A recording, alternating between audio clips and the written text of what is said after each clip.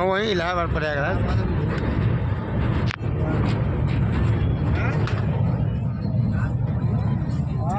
फिरोज से बात कर।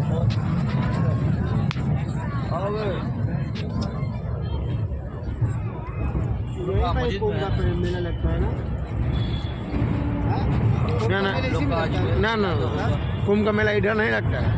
अभी बहुत स्टेशन से बहुत दूर जाना है। कम से कम 15-20 किलोमीटर